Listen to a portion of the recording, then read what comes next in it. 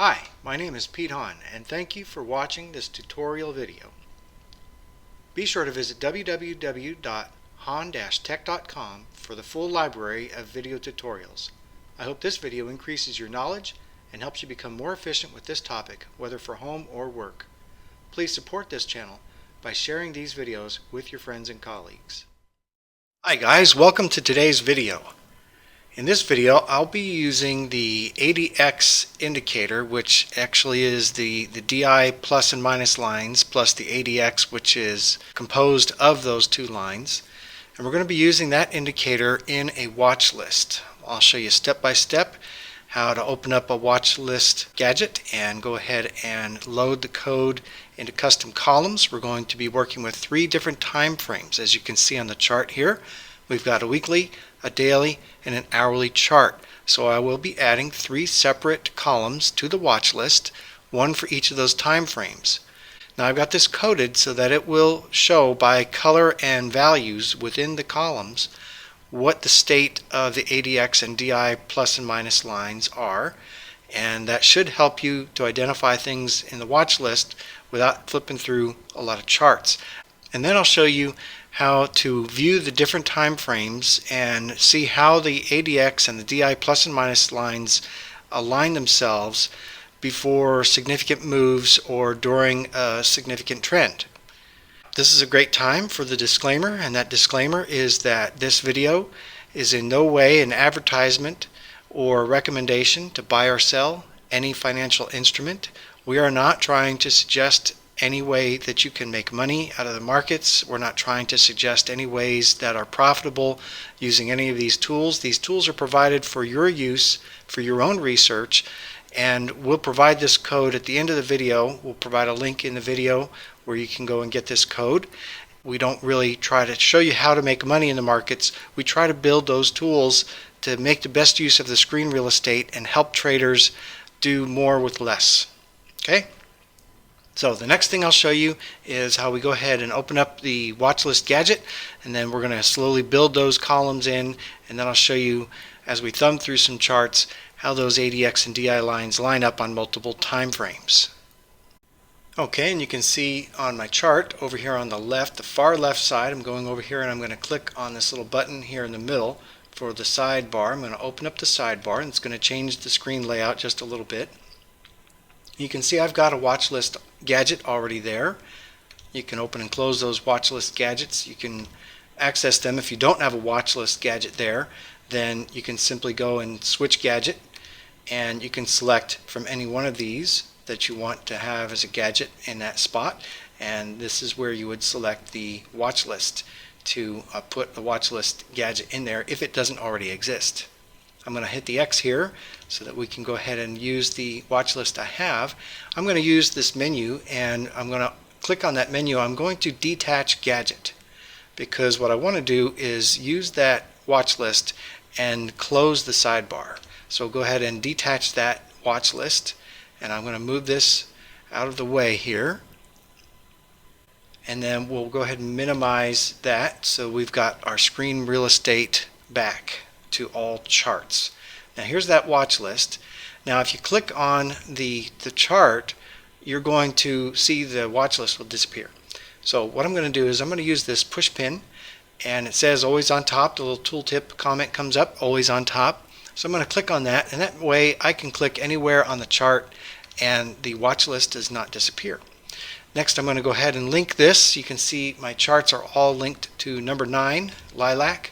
So I'm going to go ahead and link all of those together. I'm also going to change this to a list of stocks instead of futures. And you can see that when I click on Baidu, that it goes ahead and updates all 3 of the charts. Okay.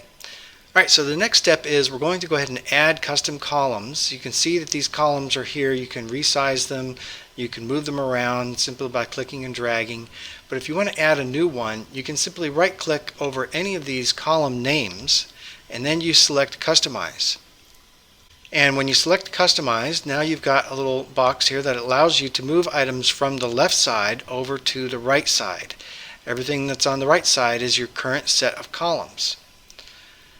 So what we're going to do is use the Custom column.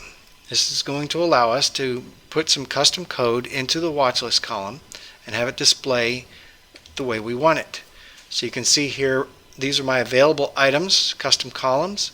And what happens is you start off with a bunch of these. If you've never created a custom column before, yours will all say custom with a number at the end.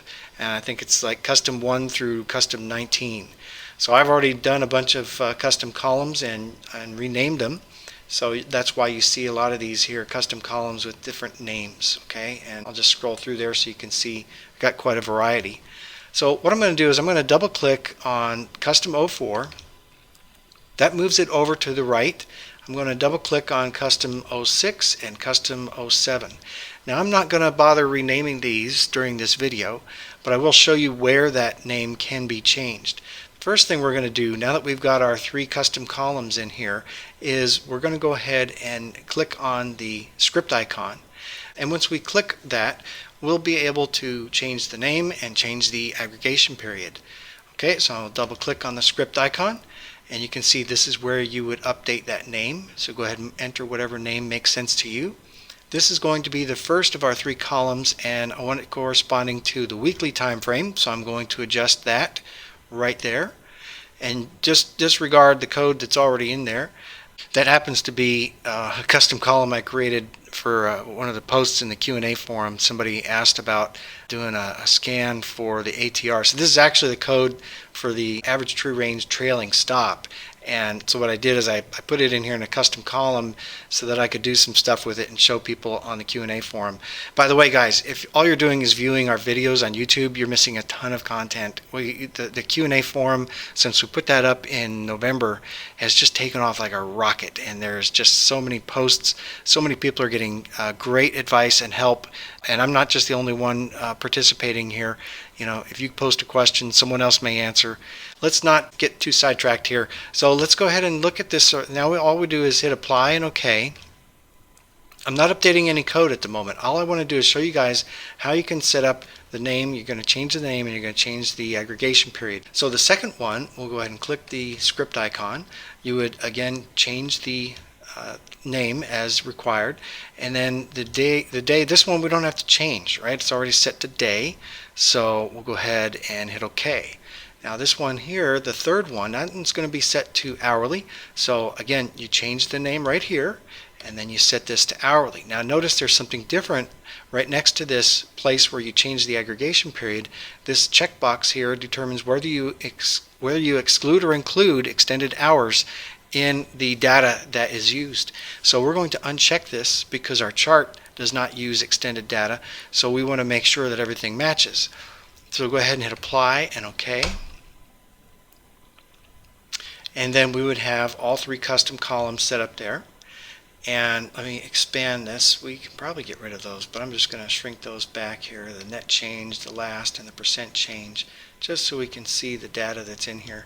So you can see I've already got some stuff loaded in here, and some stuff is showing up. But this is not the code for the ADX custom column. We're going to put that in next in the next step. First thing I wanted to show you is step-by-step how to add 3 custom columns to a watch list and how to set the aggregation periods appropriately and name them to something that makes sense to you. Okay, so next we're going to put the code in. Okay, and the way we add the code is we just go ahead and right-click across the first column, and we can select Edit Formula. Notice that this is a new option that is available when you right-click on a custom column name, and that allows you to edit the formula directly instead of having to go into the little dialog box that we saw earlier, where you've got to then double-click on the script icon to open the code editor. So I'm going to go ahead and select Edit Formula, and we'll go ahead and pop that up here. This is the code editor. We're going to access the ThinkScript editor. It defaults to the condition wizard. So we'll go ahead and go to the ThinkScript editor section here. We're going to replace this code that's in here. And I've got it off screen, so I'm just copying out of a text document, a text editor kind of a thing.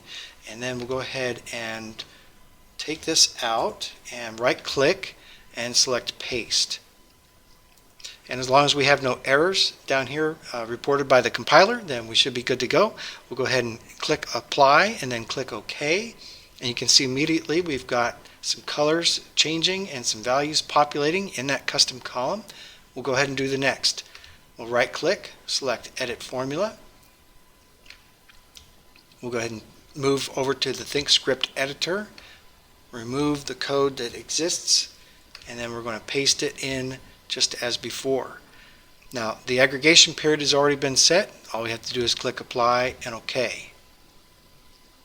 Now we're going to do the last one. We'll go ahead and select Edit Formula.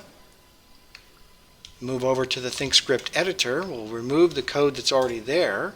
Then we can right click and paste. Click Apply and OK.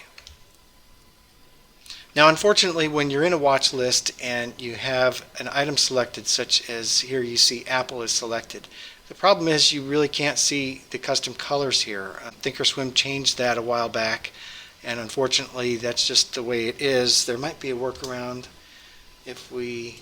There we go. Okay, so there is a workaround, and that is using Control and the space bar. You press and hold Control and space bar, and what that does is that puts a check mark for that item on the watch list.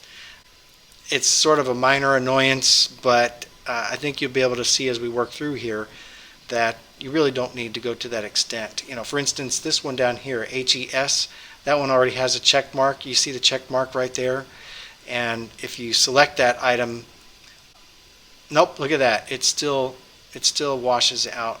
Yeah, shoot. Oh well. So anyhow, guys, sorry, but that's just the way it is. It's something in Thinkorswim. I can't change it, and we'll just have to work around it. So here's how the color code works. It's black if the ADX is below 20. And I'll show you in the code where that is. I'm going to right-click and select Edit Formula and bring that down so we can view it. This threshold right here, that value of 20 right there, that is what is being used as the threshold. So you change that if you want to use something other than 20. I just find that most people who teach on this topic will use 20 as a value for the ADX, so I default it to what's most common.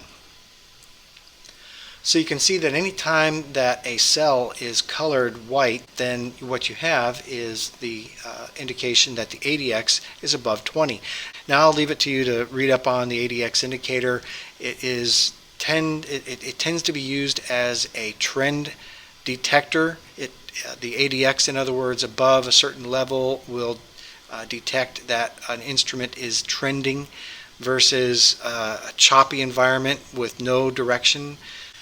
And you can see that the values in here change color. You can see that for Apple, all of the values are green. And then you can see further on down here, look at triple D, all of the values are red. So what that's doing is it's telling you that the DI plus and minus, well, that's telling you, like for triple D, we'll go ahead and select triple D. Remember that all those values are red, and remember that the weekly is under the threshold. So we'll go ahead and click that. You see how all those colors get wiped out. I'm sorry, that's just the way it is. And you can see then we have on the weekly, sure enough, the ADX, see it way down here, is up down around like, what is it, 12.623. And you can see then the ADX DI minus is above the DI plus on the weekly.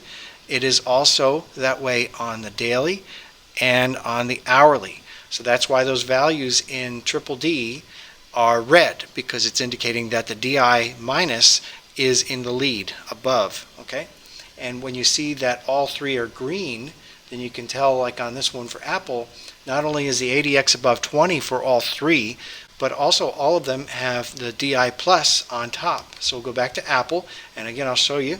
You can see 20, it's at 26, the ADX almost at 27. The DI plus is absolutely above the DI minus. Same thing on the daily as well as on the hourly. So you can see that this is a handy little setup here. If you enjoy using the ADX indicator, but you don't like thumbing through a whole bunch of charts and using up a bunch of time and screen real estate, then you just go ahead and put these custom columns in, and you can actually read what the indicator is doing on the charts on multiple time frames just by glancing at your watch list.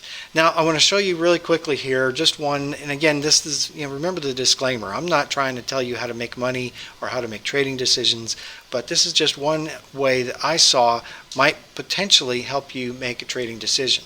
So go ahead and move this watch list off screen here, And I'm going to go ahead and zoom in on the weekly. You can see that it's been above the 20 for about the past 3 weeks. And then we'll go ahead and zoom in again, the same thing on the daily and on the hourly. We'll zoom in, try to zoom in about the same period on the hourly.